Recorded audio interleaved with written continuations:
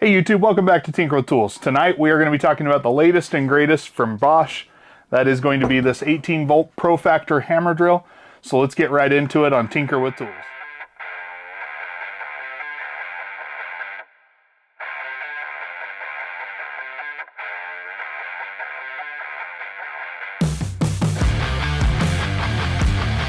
Okay, so why are we talking about this Bosch hammer drill? Well, the big reason why we're talking about it is because Bosch made the claim that this is the world's strongest hammer drill in the 18 volt category. They did that test with very specific qualifications, being a soft torque test. And so when it comes to soft torque, this is supposedly rated the highest according to Bosch. Other people have already tested this drill. I'm by no means the first to the game with this one. So is it going to be the strongest in the world? Probably not. But that doesn't mean it's not a great drill and that it doesn't have something to offer. So let's go ahead and cover its specs. We'll get right into the testing, and then we'll come back here and talk about a lot of quirks and features that make it a truly unique drill and why it's one that maybe you should consider if you're looking for a high-end hammer drill. So let's go right over to the specs and then into the testing.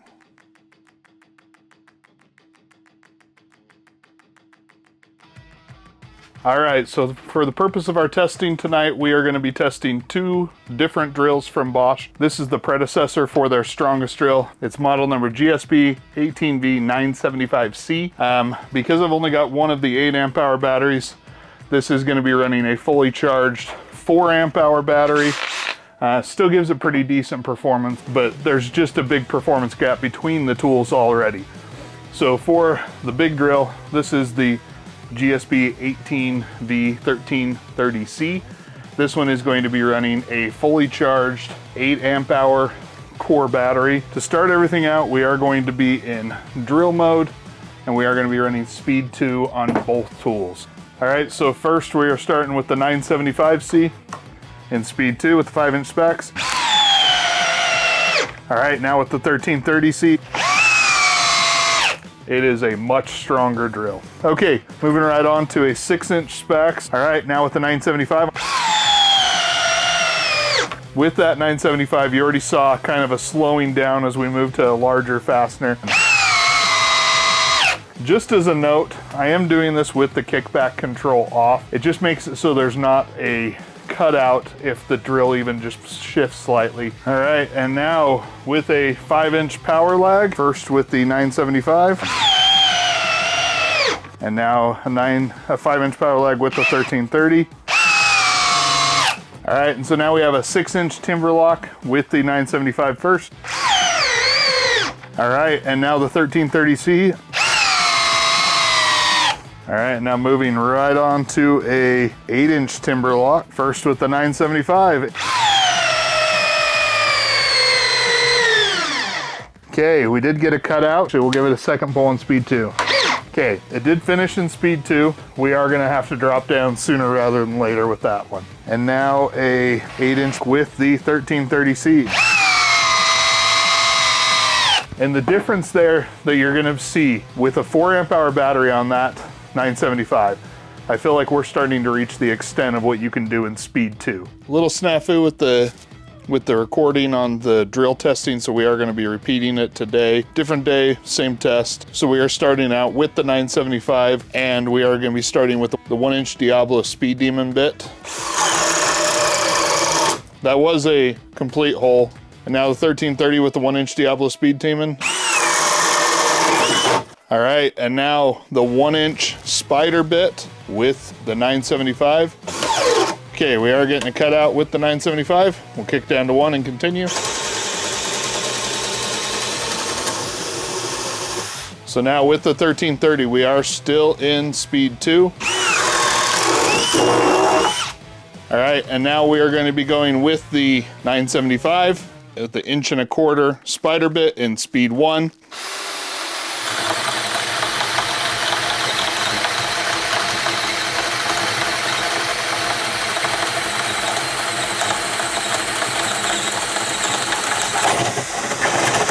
Not fast by any means. All right, and now the 1.25" with the 1330. And now the 975 with an 1.5".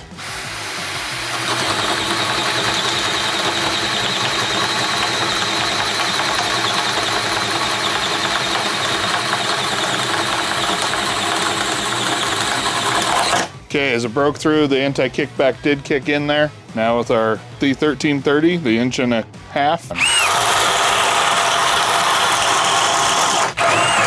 All right, and now the Irwin speed bore in speed 1 with the 975.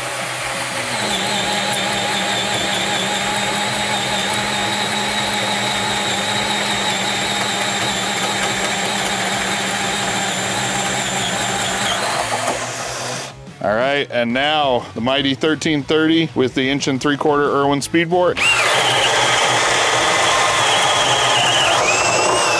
All right, now for something I've never done with this drill, we are gonna be running the 2 9/16 switchblade with the 975 in speed 1.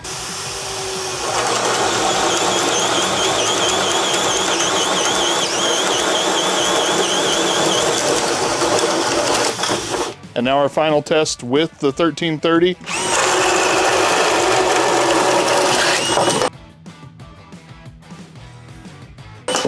All right, so conclusion time. We'll show the results on screen right now.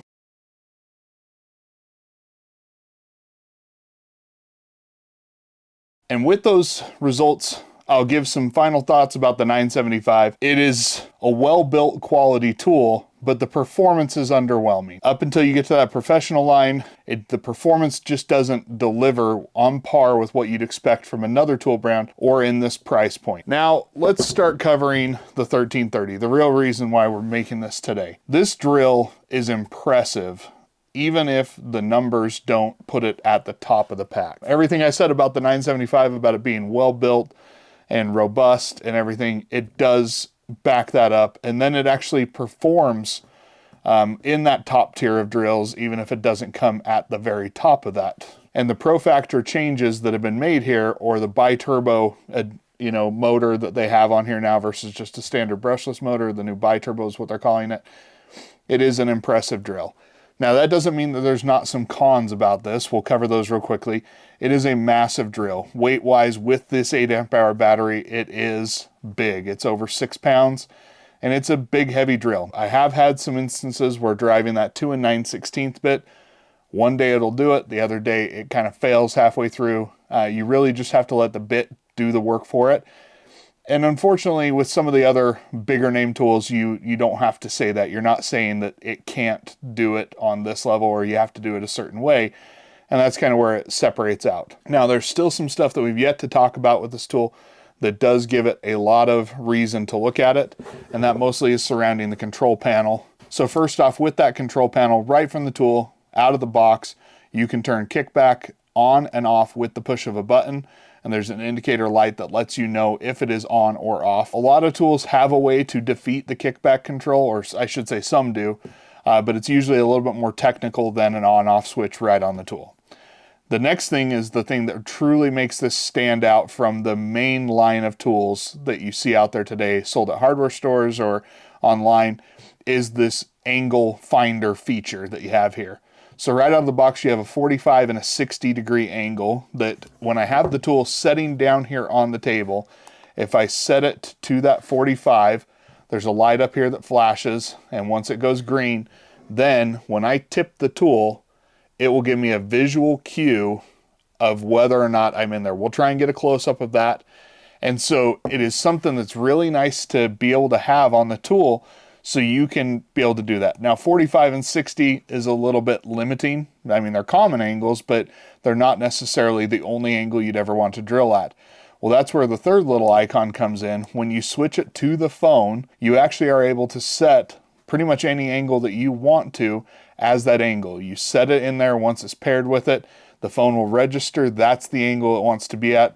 I believe mine right now is set at 90 degrees. And so when I bring the tool straight up and down, if I'm a little bit askew, it goes yellow. When I go straight up and down, there's just that brief momentary green. There I am at 90 degrees. Now, those phone features do require an additional Bluetooth module to be purchased. It's true with a lot of companies. It would be nice if on a higher end drill they included that feature in the box, but the Bluetooth thing was roughly $20. I was able to get it on Amazon. It was here in a day, and everything was set up and ready to go. With that Bluetooth connectivity, it does also allow you to control the brightness of this screen down here, and then the brightness of the work light. you get to be able to customize how long it stays on after, so there's some customization there. I wish they'd give you even more functionality, maybe a custom button somewhere on the tool that lets you control a little bit more of the RPMs and the power. Someday maybe we'll get that. This is a good step in the right direction. There's a lot of good with this drill. I actually really like it. So if you like what you saw today, go ahead and hit that like button down below. If you have any questions or comments, leave them down in the comments below. If you have this drill, please let us know what your experience is with it. And if you decide to go with something else, let us know that reason too down below. If you haven't already, please hit that subscribe button, as you do get notified when I put out new content. So thanks for watching, and until next time, I'll catch you on Tinker with Tools.